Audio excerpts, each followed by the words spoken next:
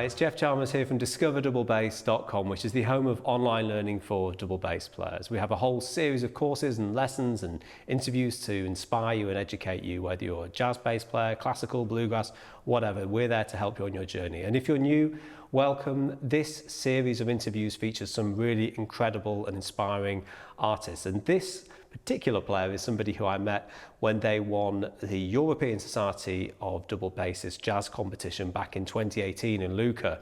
A really memorable festival, and wonderful to see them succeed there. And they also play all across Europe and well, throughout the UK as a freelance jazz bass player, as an educator. They're head of jazz at St Mary's Specialist Music School in Edinburgh, as well as teaching on the faculty at Leeds Conservatoire of Music. So it gives me enormous pleasure to welcome to Discover Double Bass, it's Andrew Robb. Andrew, thank you for joining me today. My absolute pleasure. You know, my main memory of Lucca was that it was hot and there was some incredible bass playing. Those were the two things that really stood out. What comes to mind when you think about it and that time when you won this competition? Maybe we could just start the conversation there. Well, I agree. It was absolutely roasting. I'm from Scotland, and Scottish people are not known for doing particularly well in the sun. So yeah, it was extremely hot. That competition was really interesting. I initially went to the 2016 Congress in Prague, and it was the first time really entering in like an adult jazz competition.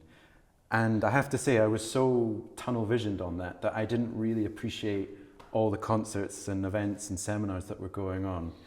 So when I went to Lucca in 2018, I made a real effort to go and see things and appreciate that there are all these fantastic musicians in this one place in a small concentrated center, and going to see fantastic concerts. I met you there, I met Jason Heath, Lloyd Goldstein was there, and it was just brilliant. It was wonderful. It was a brilliant time just to be experiencing the double bass in all its forms and varieties. On the one hand, you had Furio De Castri playing a solo double bass recital, and then an hour later, someone else was playing on a viola gamba. It was fantastic.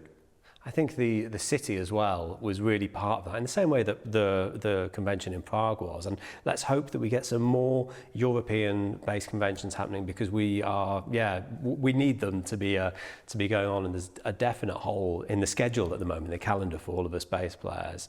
And what was the experience of playing in a competition like? Because I always think that's quite an interesting thing as a jazz musician. It's such a unique and personal art form. How did you find the preparation process, and how did it affect you? What was your experience of competing?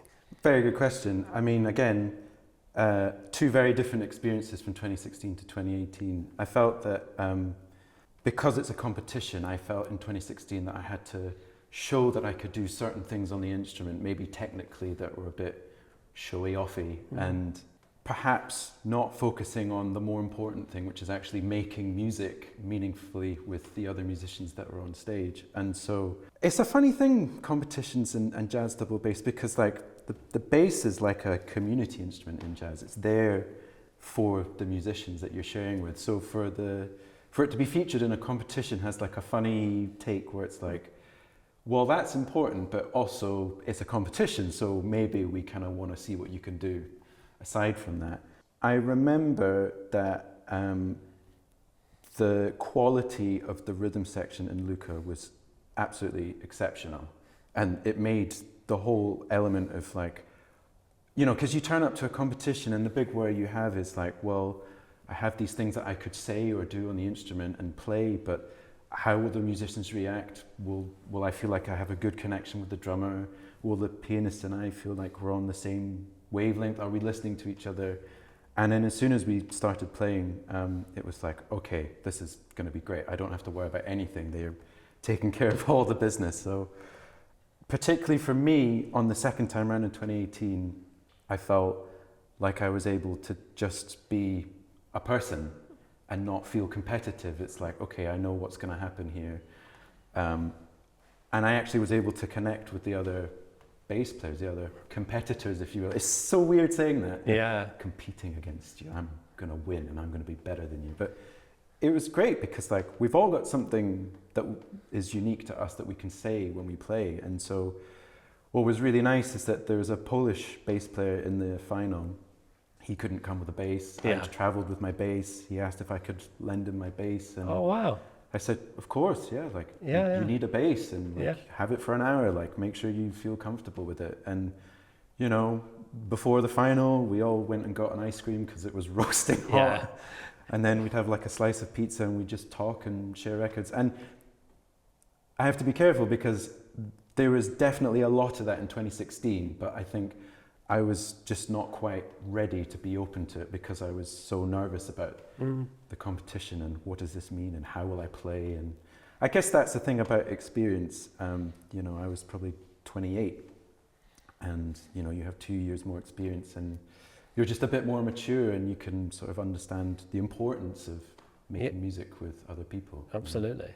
And what about the program? Were there any pieces that worked particularly well in the convention that you played and that you reflect well on? Yeah, I do remember the program. I played Recordame by Joe Henderson. Can you play that beautiful bass introduction for us to remind people, everybody? I don't think I actually played it in the competition. I think. Oh, wow. Yeah. But I think in the competition I had to play the melody, so I went straight in on the melody. I played A Flower is a Lovesome Thing, Arco melody and Arco bow solo. And that was something that actually was a throwback to the 2016 competition where they sort of stipulated, we want to see you play something with the bow. And that was like, okay, I've played a lot with the bow, but I don't often play jazz with the bow. And so after 2016, I thought, well, maybe I should work on this a bit more and maybe I'll try and be brave enough to do something. So I played that and I played either Let's Cool One by Thelonious Monk or Reflections. I think it was Let's Cool One. Okay, that's really cool. And I love the fact that you're using the bow. Was that over the verse, the kind of preceding part of the standard? Because there's all these, I'm thinking of, I played a Love is a Many Splendid Thing, but there's a whole section before the bit that everybody plays, and they lend, and often they're color voce, they're setting up the piece, and that would work really well with the bow. Were you kind of doing things like that, or was it more, were you doing bebop or? No, it was definitely a ballad affair. It was sort of my slower number in the set. And the other factor was that we had a sort of time pressure of about 10 to 15 minutes. So yeah, it kind of frames what you're able to do a bit. So I didn't really have time to play the verse. But I remember the piano player, I think his name is Alessandro Lanzoni. I hope I got that right. He played the most incredible solo in the semi-final that the whole panel of Furio de Castri, Adam Booker, and I've forgotten his name now, American who lives in Austria, teaches at the University of Graz. They all just stopped. Not Wayne Darling. Wayne Darling, yeah. It was Wayne Darling. And they all just immediately clapped the piano solo in the semi-final, which was like, okay, yeah, we're getting stuck into something there. And the final itself was a really nice affair. It was very warm. We played outside in this beautiful terracotta garden, and members from the public were there and bass players were there, and it was just a very nice experience. You know, people were really warm and friendly, and it didn't really feel like competitive, if you know what I mean. Oh, that's fantastic. And of course, to get connecting with all these wonderful players like Dr. Adam Booker and, some of the other artists that you mentioned, it's a really unique chance. So I always encourage people to go to these conventions whenever possible. The experience of playing in a competition, has that helped you in terms of working with younger players, with your students who are preparing for recitals where the bass is at the front of the program? Definitely. One thing I see quite often is students not knowing what to work on and a sense of feeling overwhelmed because there's so many things they could be working towards. One thing about that competition in Lucca was that there's set criteria. You've got 10 to 15 minutes to think of a program, so you want to have some variety in there. And once you've picked those pieces, you can set to work. And so for me, working on Flowers I Love Something with the bow, I spent quite a bit of time trying to develop my phrasing. I listened a lot to different solos, tried to use them as inspiration. So you've gone from, well, I'm not sure what I could do for this recital to, right, okay, I've got 3 things, I know what I need to do, and I'm going to work at each one. And then once you start making a plan about this piece requires this certain aspect of my musicianship, then you've got some really clear goals to be working towards about your musicianship.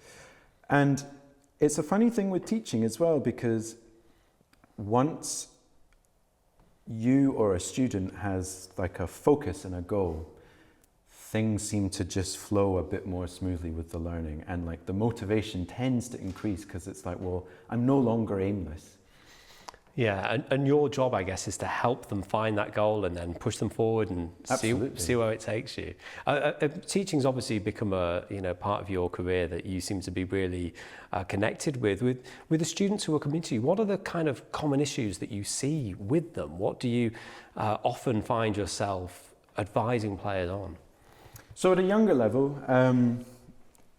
it's often quite common things like left-hand technique, thumb slipping around the side if they've maybe come from bass guitar, or even if they're just not used to it. Obviously that has implications for intonation because you can't maintain sort of a good solid hand shape. For younger students, it's not actually, for them, it's the instrument itself not being set up particularly well. So beginners playing on like a string height of 1 inch. I've seen it, and it's really... I don't know how people get to enjoy the instrument and then have the momentum and the experience that we have playing instruments that are well set up. I always feel really sorry when I find somebody struggling on an instrument that's really hard to play. But then it's also a nice moment of reassurance for them. It's like, hey, there's nothing you're doing. You're doing great. Like, we just need to try and get this in a slightly more playable fashion to make it easier for you. So that's something with the left hand. Shifting is a big one, like the thumb being locked in, not allowing the hand to move. And when it comes to like bowing, like the bow dipping, like funny positions of elbows and wrists, funny grips, people holding the bow further along because it's easier to control, but then you maybe don't get the same quality of sound that you would if you hold it near the heel. Talk about classical music and the way that that fits into your teaching and into your playing. Or I'd love to hear about, do you feel that all your students will benefit from using the bow? So the young jazz bass player comes to you, would you always encourage them to explore the classical side of the bass as well as the jazz side? And maybe if you could speak about that and your background as well, because I know that you have experience in both worlds. Well, to answer your second question first, absolutely yes. Like, the bow is going to help you tremendously with your intonation. It's an avenue of expression, which is incredibly important in music. And you will close off huge avenues of double bass music, which has been there far longer than, say, jazz has. If you don't use the bow. If you don't. Yeah. And it's not to say you don't need the bow, but most really good jazz players have found the bow at some point to be really helpful. And for me, I mean, I grew up playing classically. I started when I was 7 on a mini bass. And who was teaching you at 7 on a mini bass? That's an unusual... My first teacher was Fiona Donaldson, and she got me started and showed me how to hold the bass and what a bow was, and was very good at encouraging me to go for music courses as a young child. Now, it happened to be that I have 3 older sisters and they all played musical instruments, and just by coincidence, my parents happened to send us on the same residential music course over the summer for a week, which was the Scottish Schools Orchestra Trust. And I was, at the age of 7, technically too young. I should have been 8, but they said, there was a bit of, well, his 3 sisters are going to be there, and bass players are always welcome, aren't they? And Jean Murray, who runs it, was like, "Oh, we'll take Andrew. Yeah, don't you worry." And it's that thing of being a young bass player. There are more and more people taking up the double bass, but there always seems to be still just a bit more demand for younger bass players than, say, other instruments. So I got thrown into loads of different orchestras and ensembles. And the one really important thing that Fiona did was to recommend that I apply for the National Children's Orchestra of Scotland. And that's where things really kind of went up a notch, because whereas a music course is a bit of fun in the summer, a National Children's Orchestra of whatever is like, you know, you audition for it, you're there, you're getting tuition from a really excellent professional musician, and most importantly, you're around other bass players your age, and so you start to like, oh, I'm not the only one, and oh, that person's really good, and you know, oh, you know, we all need to come together in some way and, you know, work as a section. And there's so many skills. I remember so clearly coming back from the first course, and my mum said, "You're playing with vibrato. You don't do that." And I was like, "Yeah, I do. What are you talking about?" But it's those sort of things you just sort of learn by being around really good musicians your age who are maybe working on different things. And so I went through the Children's Orchestra, I did the National Youth Orchestra, which eventually I led in the same year that I won the BBC Radio Scotland Young Jazz Musician of the Year. So it was a very interesting time for me because I've always had this duality of like this classical upbringing with jazz, and at some point the jazz side started to overtake around that time. And so about 2009 when I was going to music college, and when I went to the Guildhall School of Music and Drama in London, the main thing that attracted me was that I could have classical lessons as well, alongside my jazz lessons. Who did you study with at the Guildhall, Andrew? So my classical bass teacher was Colin Paris, who's the co-principal of the LSO, and I had jazz bass lessons with Steve Watts. Oh, fantastic. And it was amazing. You know, the jazz side, you've got this really, there were several teachers, so Jeff Gascoigne was there. Jeff Klein, who passed away after our second year, was there. I mean, he played in so many famous British jazz bands like Nucleus. A wealth of experience that you could lean on and ask, and they would, if something wasn't going quite right, they'd just have like a sort of a arm around the shoulder and a friendly kind of, look, don't worry, you're going to get better, and you know, just keep doing the things you're going to do. And they were really good at getting other bass players to talk to one another. And I remember very vividly in Guildhall, there was the double bass storage room, which at that time, Tom Martin was teaching there, Colin Paris was there, Renat Ibragimov was teaching there, Kevin Rundell, who was principal of the LPO, was teaching there. And there was just this community of really, really exciting young double bass players. So Nikita Naumov went straight. There was a series of bass players that all went into principal classical bass jobs. So Nikita went into the SCO, Ivan went straight into principal of Stavanger, Anna Cordova went straight into the principal of the RSNO. There was a bass player called Mehraban who almost won the gold medal, which was the sort of string competition at the time. And what I really took from them was that there was no judgment looking at me as like, well, you're on the jazz course. You can't practice. It was like, oh, cool, what are you doing? Like, show me that Charlie Parker melody you're learning. And how do you do that? And then it's the most beautiful thing because then you're learning from one another. And then it's not all about you go to your teacher and you learn from them. It's like a lot of the most helpful things, like bits of information that helped, were from the other bass students.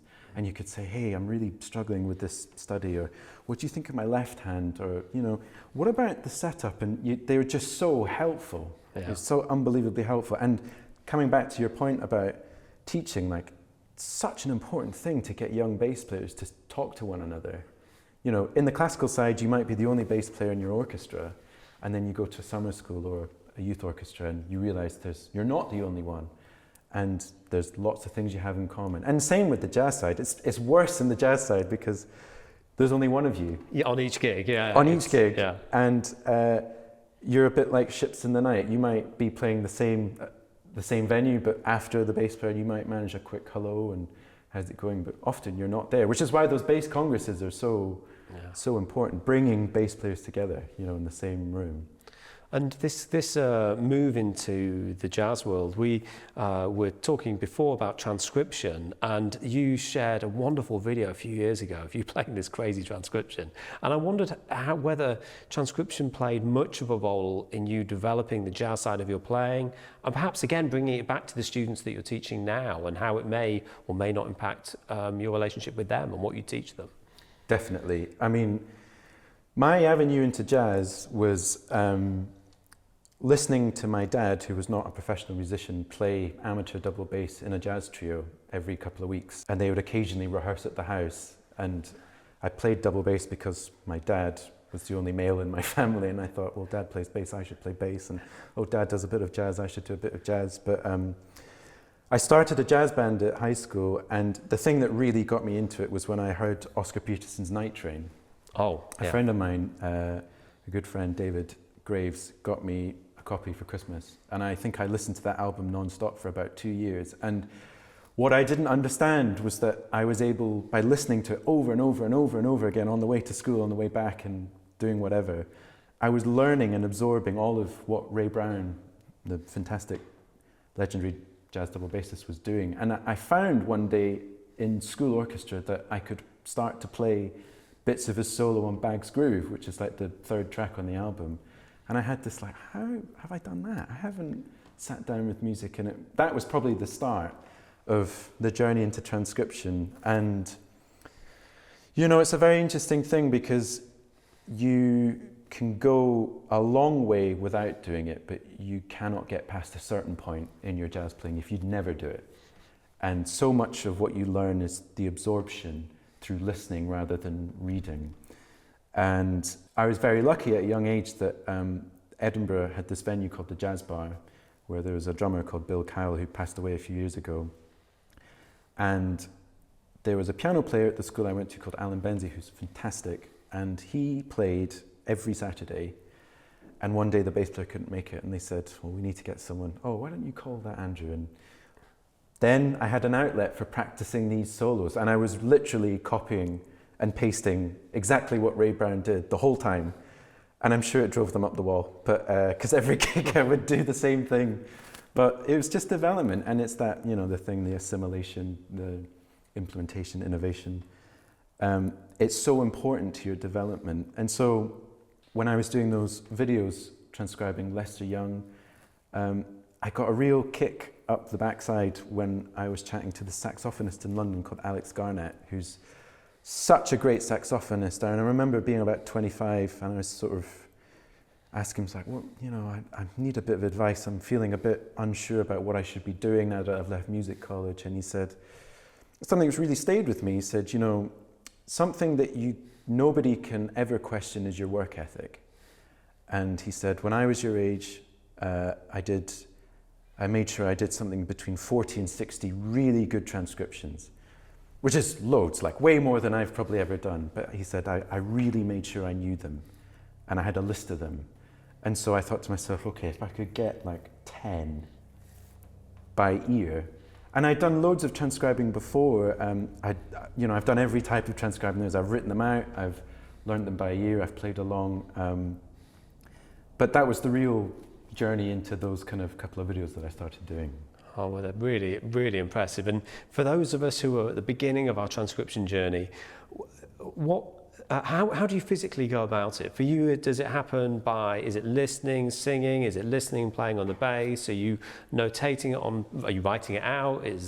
Or Sibelius, or however you would do that? Or is it just an ear thing? Like, what does the process look like? And what do you think a younger player should be approaching it?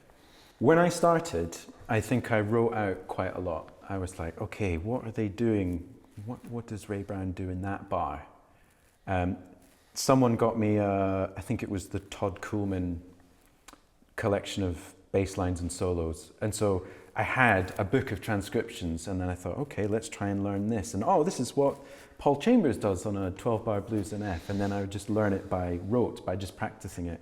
It was only a bit later that I really paired them up with the recording, and I got the real essence of the sound. And so there's no real quick answer, but there's basically a combination of ways. If you find that you learn things really well by ear, you can sing and you can learn them by ear. That's something that Dave Liebman, the great jazz saxophonist, is really keen to encourage. There's no harm in writing out what you learn. I remember writing out pages and pages of, I think it was Paul Chambers playing Saida's Song Flute on John Coltrane, that John Coltrane album, Giant Steps.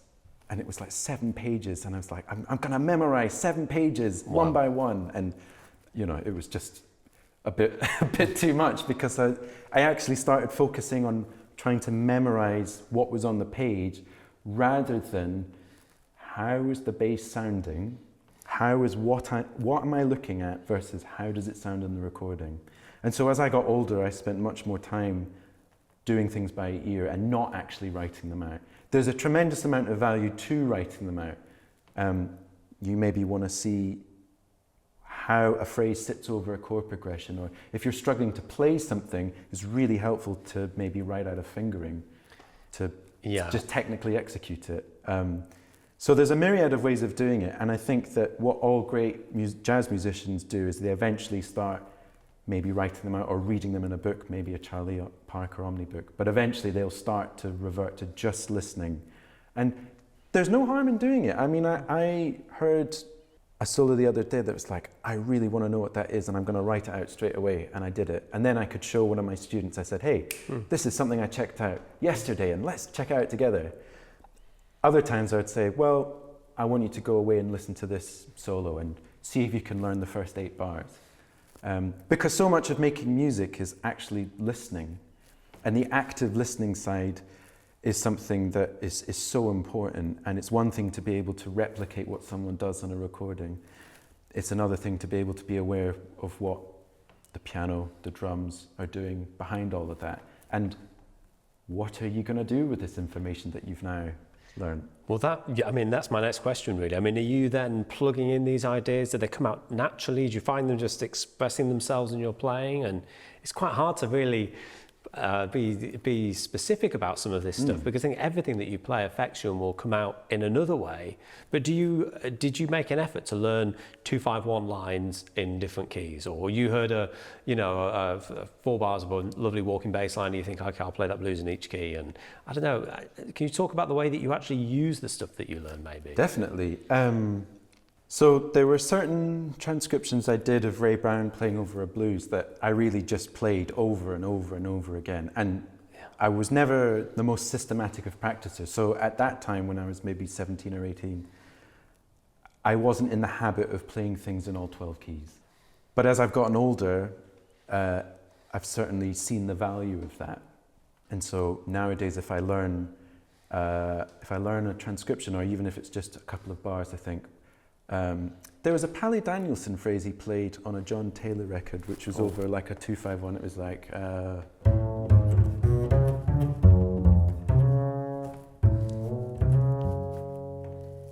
so, and I remember hearing that over Consolation, the John Taylor tune, and I thought, God, that's so beautiful. And then I was like, right, I want that in every key. And so that's like a really good way of starting to assimilate the material, because if you learn something once, it's in your vocabulary to a certain extent, but for it to come out in your playing naturally in a performance setting, you really have to keep working away and working away and working away. And as the older I get, the more I have to work away at it a bit more. So that's a very basic application of it. Other times you can take the shape of something, what someone played. So there's something that, there's a transcription I did on Sunday at the Village Vanguard, Sonny Rollins at the Village Vanguard.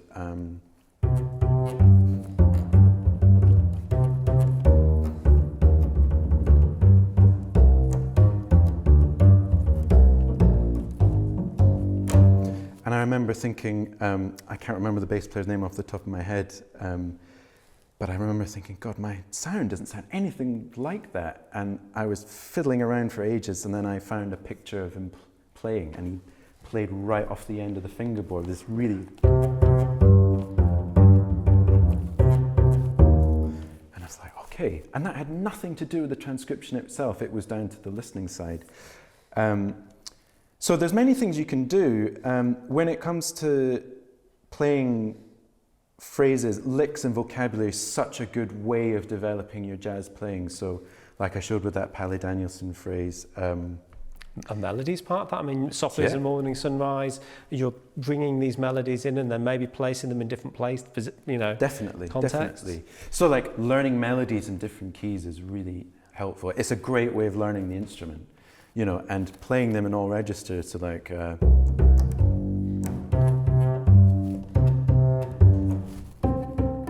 if your fingerboard's long enough, you know, mine isn't quite that. Yeah, I mean, if you did that in all 12 keys, you start to get a connection to the instrument that's really like immovable in a way. And the more you work at putting ideas through different keys, like you start to just hear them more in a performance context.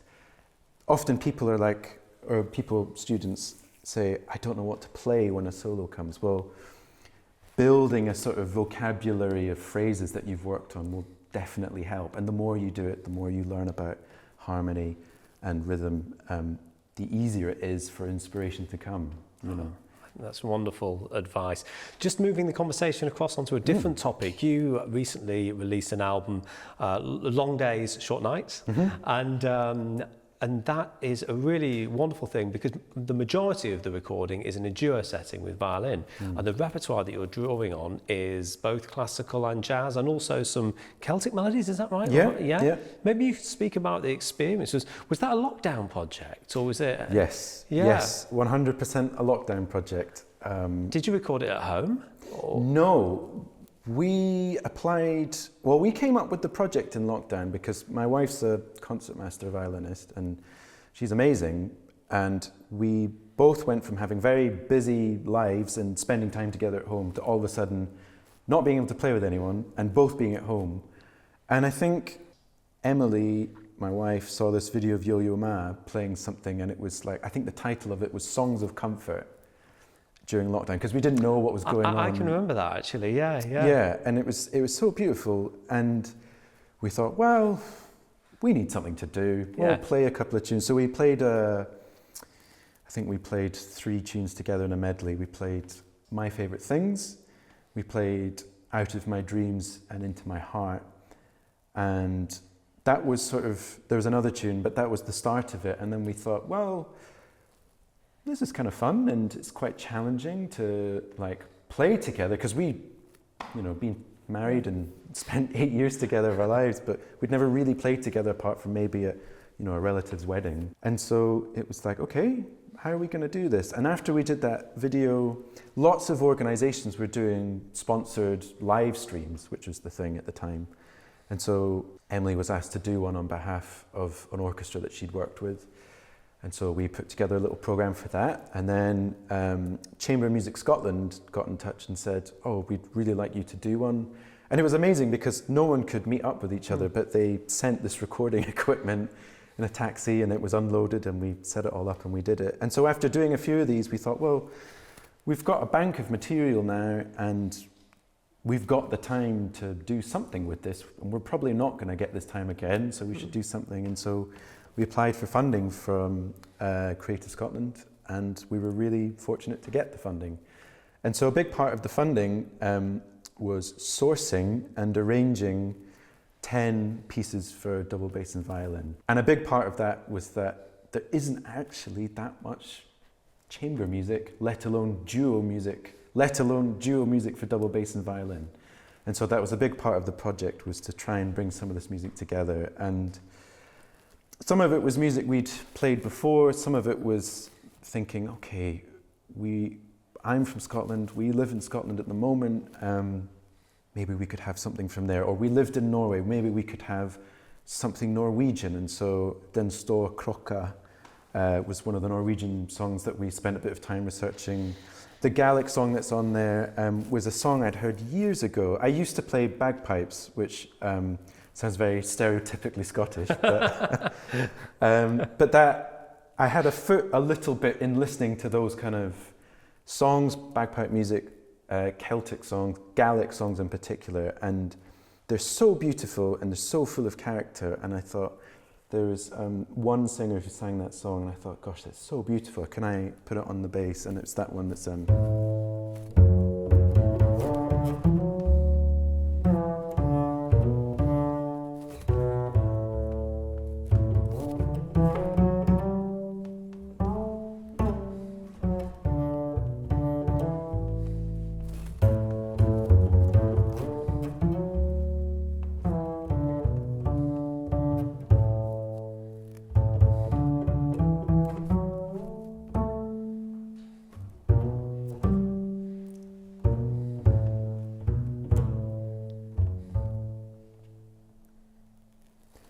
And when I heard that song, it was just like, I couldn't understand the words because I don't speak Gaelic, but I just remember the feeling, and I spent a bit more time researching the song, and it's about waves and the feeling of loss and, you know, grief, formulated in the sense of waves and how grief comes in waves and then eventually it will pass.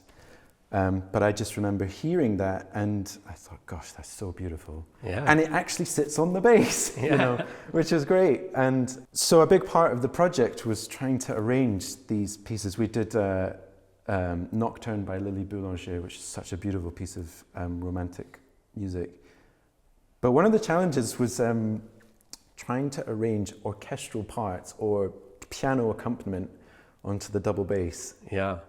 It's a very exposed setting, and you're basically doing everything, you know, apart from the melody. Yeah, it's occasional bits of melody. It was a very informative project, and I learned an awful lot doing it. And I thought, yeah, I'm being really clever with this arrangement. I'll remove this note, and I can create this sense of harmony that the piano does there. But when I actually came to rehearsing it with Emily, she would say, yeah, I mean, that kind of works, but first of all, that's going to be really hard to record. And second of all, it doesn't sound like you. And I was a bit stubborn, and I'm like, no, I've written this, and I'm a professional, and I'm going to play it, and I'm going to nail it, and you can't, blah, blah, blah, blah. And she was like, well, I really think it's going to sound better if you do this. And Emily is, and I say this because it's right, she is right almost every single time. Mm-hmm. I'm, I think, on one hand of the amount of times I'm right. It says more about me than it does about her. And that was a really interesting thing about what am I trying to do with these arrangements as a performer arranger rather than just a performer. Because if I was going to arrange this for a classical performer, I could write something very difficult and they could do it. If I was going to write something specifically for jazz, I could do it and give it to a jazz musician, but I have to write it for me. And I think this brings us back nicely to the beginning where we were talking about your experience in the competition and we're talking about community and learning from one another and your experience with students. So yeah, I mean, it's a wonderful recording. I have really enjoyed checking it out, and it's been on heavy rotation, particularly since we were chatting more recently about coming down and joining us. So thank you so much, Andrew. I've got tons from it. I've absolutely loved hearing you play, and I would recommend everybody check that out. Just a couple of quick things before we wrap up. Firstly, tell us about this beautiful instrument. What bass are you playing? Because we're going to hopefully hear you play in a moment, and I'm sure there'll be some questions because this is a real wonderful sound that you're getting from this instrument. And tell us about the beautiful bass. Yeah, I mean, this is a Hungarian bass that is about 50 years old. Okay. There's no name, and do you want to turn it to the camera? So we can... I'll reveal it. Yeah. Oh well, look at this back. And yeah, full of scuff marks and whatnot. Before I got this cape, which sort of prevents the belt and buttons scratching it. Yeah. I have to say, when I was a teenager, my parents were, I think I was using a school bass at the time, and they said, "Well, Andrew's taking double bass quite seriously, we should get him one." And there was a professional bass player in Scotland at the time called Tony Alcock, who was a really, really excellent double bass player. Absolutely. He had this bass that he was looking to sell, and he sold it to me. And I remember my parents saying, "If we buy you this, this is the only one we're going to buy." So this is the one I've had since I was 14, and it's kind of unusual because a lot of people start on like a student model and then maybe upgrade. And so this is it. I've maybe put 2 different bridges on it over time. I've got the David Gage Realist pickup there. Yeah. And these strings, this is a D'Addario hybrid helicore medium tension, and then I got given a set of these by a friend in Norway. That's the Parastro Perpetuals, which I've only had on the bass for a few days, so I'm still getting used to them. I mean, I've heard great things, and they sound beautiful on your instrument. And do you enjoy the extension? Yeah. I mean, that's always a really cool thing to see in jazz. I always get excited when Marco Panacea on Carter. I mean, there's many people, Rufus Reid, there are many people that use extensions, and I love those kind of low notes. Can we hear a couple of the... Sure, yeah. So the stop E is there, and then the E flat, and down to the D, and then the D flat, and then the C. That's amazing. It's great. I mean, to be honest, I spend a lot of time thinking I really miss being able to hit that low E and that full resonance of like an open string. So there's many times where I think about removing it, and I never do. I think it's something about the low end that is sort of unmatched when you play one of those low E flats. And it was Timothy Batchelor, who was a luthier in Leicester, who put the extension on and did a really good job of it. Yeah, and this bow, it's a French bow. It was actually made in Germany, which is kind of funny to think, you know, because there's obviously German and French bows, but you wouldn't think that French luthiers would be making German bows and vice versa, or at least I didn't, but yeah. And that's pretty much it. I use Remic microphones, and that's pretty much it. I'm not someone who turns up with a bunch of pedals. Yeah. pretty low frills these days. So yeah. Well, where can people go and find you? Where can people check out your music online? So you can find out more about the duo with my wife at davisrobduo.com. I'm on Facebook and Instagram, and I have a website, which is... Everything will be listed below this video, and I'd encourage everybody to get over to Bandcamp, purchase the recording, and get as much enjoyment. And there's a really wonderful YouTube video that accompanies the album that we will share, because I think that's particularly, just really sums the whole thing up. So Andrew, on behalf of everybody here, thank you so much, and of course everyone watching at home, thank you so much for joining me. It's been a real pleasure talking to you today. Pleasure's mine. Thanks, mate.